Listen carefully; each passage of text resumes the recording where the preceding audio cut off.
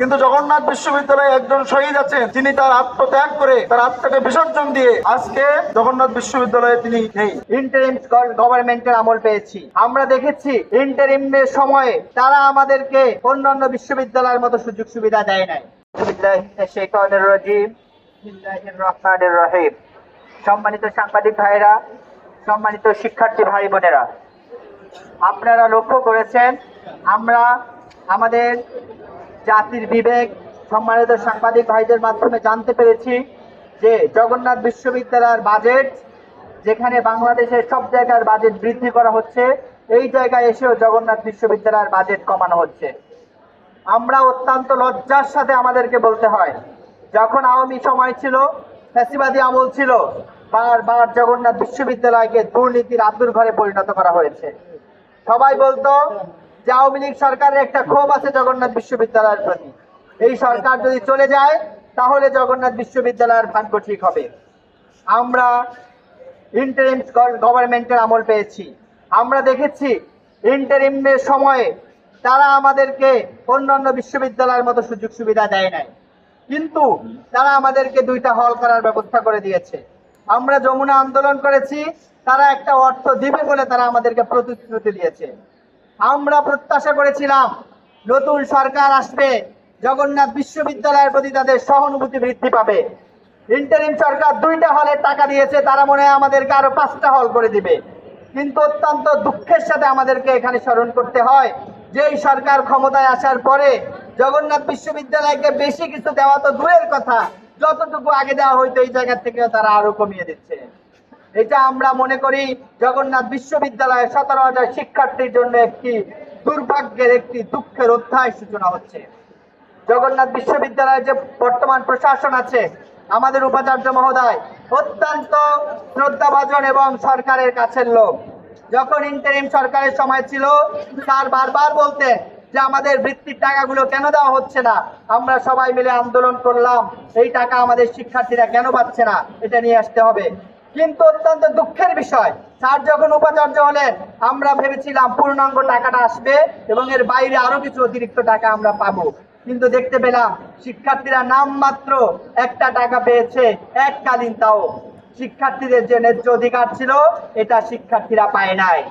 আরো কথা দেওয়া ছিল আমাদের 7 একর জমিতে আবাসন নির্মাণের জন্য 20 কোটি টাকা দেওয়া হবে, কিন্তু 20 লাখ টাকাও বিশ্ববিদ্যালয়ের অ্যাকাউন্টে এখন পর্যন্ত আসে নাই। আমরা এই দুঃখের বিষয়গুলো আমরা শিক্ষার্থীদের মাঝে তুলে ধরছি। আমরা আজকে জগন্নাথ বিশ্ববিদ্যালয় কেন্দ্রীয় শিক্ষার্থী সংসদের মানববন্ধনের মাধ্যমে আমরা বিশ্ববিদ্যালয় প্রশাসন, বিশ্ববিদ্যালয় মঞ্জুরি কমিশন এবং বাংলাদেশ সরকারের কাছে আমরা এই আহ্বান পৌঁছে দিতে চাই, আপনারা যদি জগন্নাথ বিশ্ববিদ্যালয়ের সাথে পূর্বের সময়ের মতো বৈষম্য করতে থাকেন এবং বৈষম্যের মাত্রা যদি আরো বাড়াতে থাকেন, তাহলে আপনারা মনে রাখবেন জগন্নাথ বিশ্ববিদ্যালয় শিক্ষার্থীদের সেই সোনালী ইতিহাস, ঐতিহ্য। আমরা যে ভবনের সামনে দাঁড়িয়ে আছি, ভাষা শহীদ রফিক যখন পাকিস্তানি হানাদার বাহিনীরা বাংলা মায়ের মাতৃভাষাকে কেড়ে নেওয়ার ষড়যন্ত্র করেছিল, তখন এই জগন্নাথ কলেজের শিক্ষার্থী রফিক তিনি তার বুকের তাজা রক্ত ঢেলে দিয়েছিল।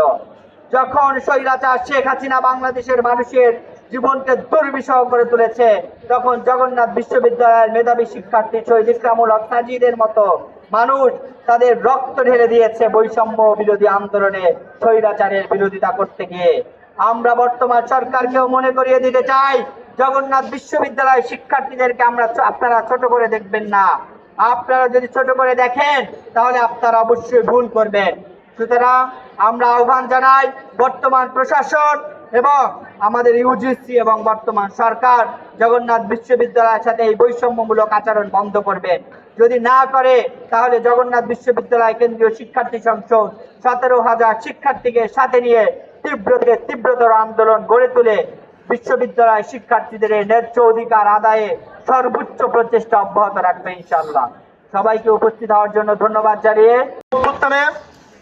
বাংলাদেশের সবচেয়ে বড় একটি বিশ্ববিদ্যালয়, তাদের বিশ্ববিদ্যালয় হিসেবে কেউ শহীদের তালিকায় নাম লেখায়নি, কিন্তু জগন্নাথ বিশ্ববিদ্যালয়ে একজন শহীদ আছেন, যিনি তার আত্মত্যাগ করে তার আত্মাকে বিসর্জন দিয়ে আজকে জগন্নাথ বিশ্ববিদ্যালয়ে তিনি নেই। সুতরাং আমরা চাই শহীদের রক্তে রঞ্জিত এই বিশ্ববিদ্যালয় আর বাজেট বৈষম্য মেনে নেবে না, এবং যদি কেউ মনে করেন জগন্নাথ বিশ্ববিদ্যালয়কে আবারও সেই শেখ হাসিনার শাসন আমলের মতো চালানো হবে, তাহলে তারা মনে হয় তাদের চিন্তা ভাবনা পরিবর্তন করলেই ভালো হয়। না হলে জগন্নাথ বিশ্ববিদ্যালয়ের প্রায় 17,000 শিক্ষার্থীকে সঙ্গে নিয়ে আমরা তীব্র প্রতিবাদ গড়ে তুলব। তাহলে কি আমরা ধরে নেব যে জগন্নাথ বিশ্ববিদ্যালয় ইউজিসির কাছে দ্বিতীয় শ্রেণীর বিশ্ববিদ্যালয়? সংগ্রামে উপস্থিতি আমরা চাই ইউজিসি কোনো ধরনের বৈষম্য ছাড়াই জগন্নাথ বিশ্ববিদ্যালয়কে ফার্স্ট ক্যাটাগরি ইউনিভার্সিটি হিসেবে স্বীকৃতি দিবে, এবং শিক্ষার্থীদের দাবি যে বাজেট বৃদ্ধি, যার জন্য আমরা যমুনা আন্দোলন করেছি, আমাদের ঘাম ঝরেছে, বৃষ্টিতে ভিজেছি, আমাদের রক্ত ঝরেছে, আমাদের সেই রক্ত যাতে বৃথা না যায় বর্তমান সরকার এবং ইউজিসি সেদিকে খেয়াল রাখবে এই প্রত্যাশা করি। সংগ্রামে উপস্থিতি এ পর্যায়ে আপনাদের